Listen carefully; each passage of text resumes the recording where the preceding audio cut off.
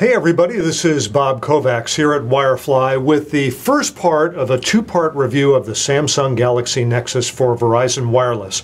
This is going to be a long review, so I've separated it into two pieces. The first piece, I'm going to talk a little bit about the phone, and I'm going to run some benchmark tests and demonstrate some other things about the phone.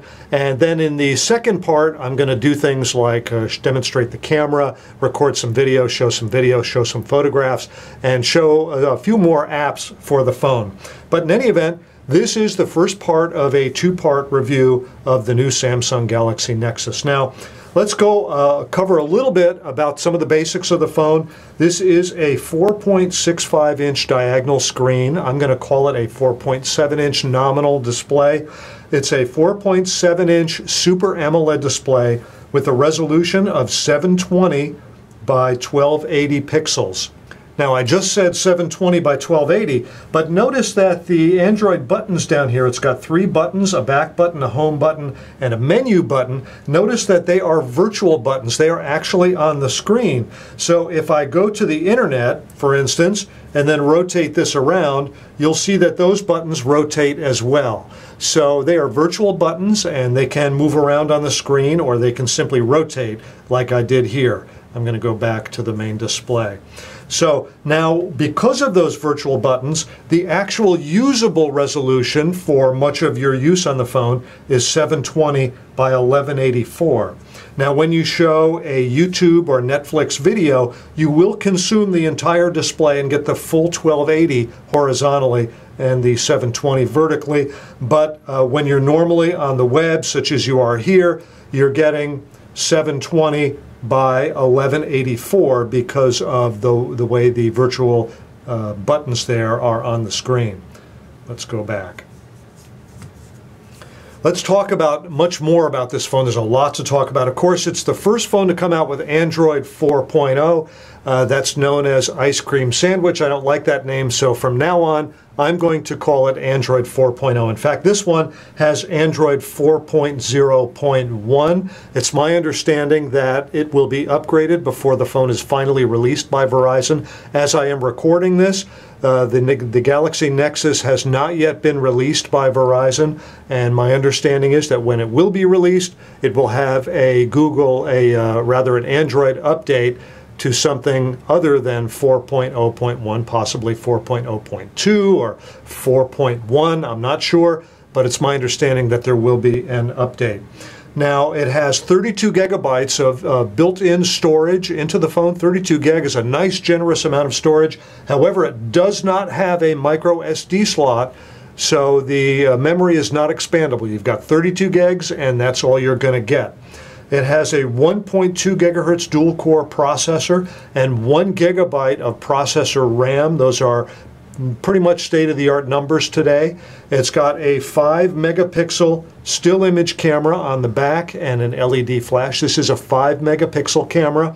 It can do 1080p HD video.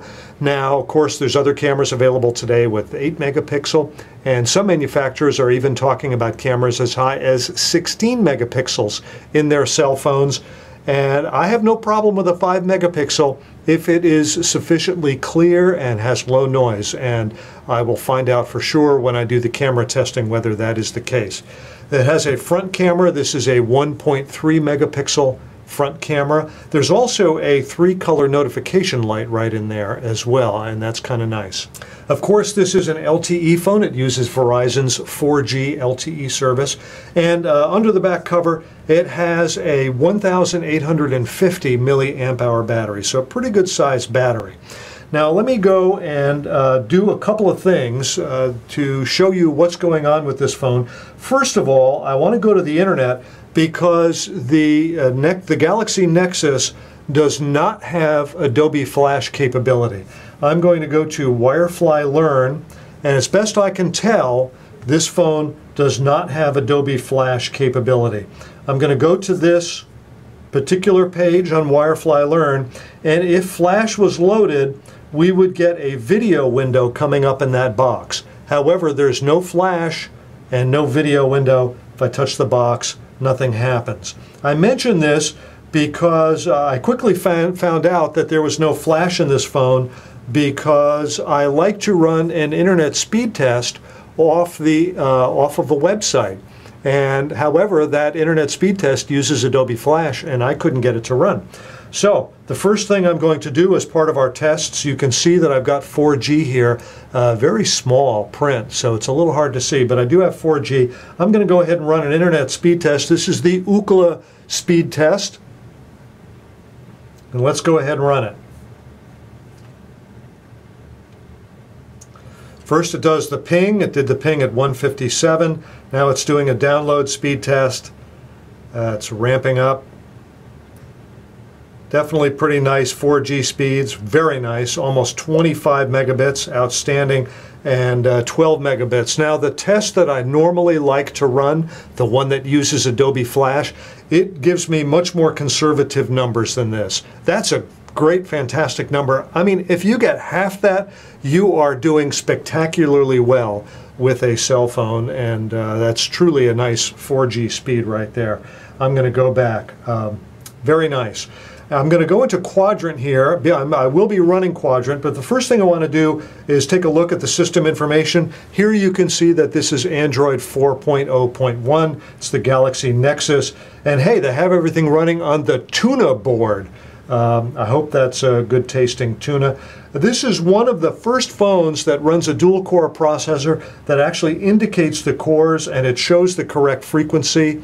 So very interesting, and it's got that good old tuna hardware there. Apparently you can tune a phone, but you can't tune a fish, or something like that. You can see the memory. And here's the display resolution, 720 by 1184, and I think it's coming up with that number because of the virtual buttons down here. Let's go back, and now I'm going to go ahead and run Quadrant, and I will come back to Quadrant, pick it up when it's ready to wrap up. This is the last of the graphics tests in Quadrant, and I have to say that the graphics tests did not run all that well in Quadrant. The ultimate score that it came up with here is 1,603.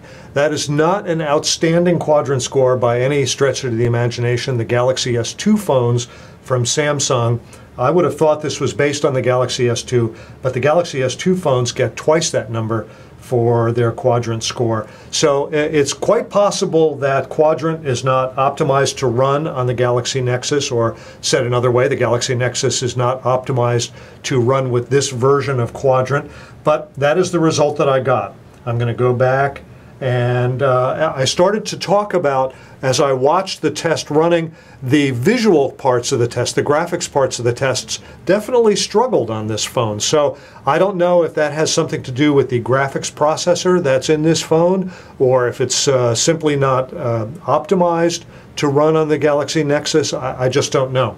Or if it's not optimized to run on Android 4.0. That I just don't know. By the way, notice the big Android market icon there. I should also note that this is just absolutely silky smooth when I go from screen to screen here. It's got a total of 5 Android screens. And of course you can add all kinds of widgets and organize your things in great ways. I'll try to show a little more of that in part 2 of this review. Now I'm going to do the Smart Bench test, and we'll run Smart Bench just like we did with Quadrant. I'll come back to it when it's ready to wrap up. This is the last of the graphics tests in Smart Bench, and the graphics tests in Smart Bench ran much more smoothly than they did in Quadrant. So obviously Smart Bench is better optimized to run on the Galaxy Nexus. And of course Smart Bench comes up with 2 scores. There's the Productivity Index and the Games Index. For the Productivity Index, the Galaxy Nexus got 3,690, and for the Games Index, it got 2,246, 2246. Now look at some of these Galaxy S2 scores here. They are somewhat higher, so this is not the highest scoring phone. Again, that could have something to do with Android 4.0 not being optimized for this phone. It might also have something to do with the fact that this is a higher resolution display, the 720 by 1280 pixel display. Now, and of course, the Galaxy S2 phones have a 480 by 800 display. They have many fewer pixels to move around on the screen, so that might have something to do with why the Galaxy Nexus's scores seem a little lower than the Galaxy S2. Speaking of the Galaxy S2, I happen to have one handy. This is the Sprint version, which is called the Epic 4G Touch. And notice that it is very similar in size to the Galaxy Nexus. The Epic 4G Touch is a little shorter. I'm going to go ahead and put it on top. It's just a little shorter than the Nexus, the Galaxy Nexus, but the width is the same, and the thickness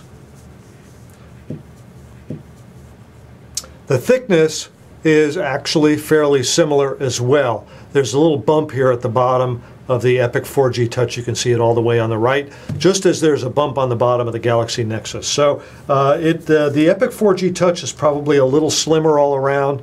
And of course, as I said, it's a little shorter. You can see it's also a little squarer design. But overall, it's not a heck of a lot bigger, and it's not a heck of a lot heavier than the Galaxy Nexus. Okay, let's go back to the main page.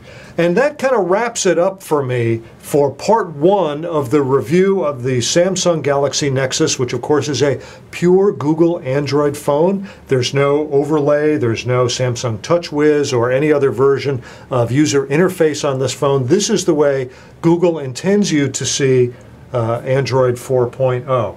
So hey everybody, this is Bob Kovacs here at Wirefly, and if you're interested in buying the Samsung Galaxy Nexus, Wirefly would love to be the one to sell it to you. So check out Wirefly and our prices before you pick up the Galaxy Nexus anywhere else. So hey everybody, thanks for watching.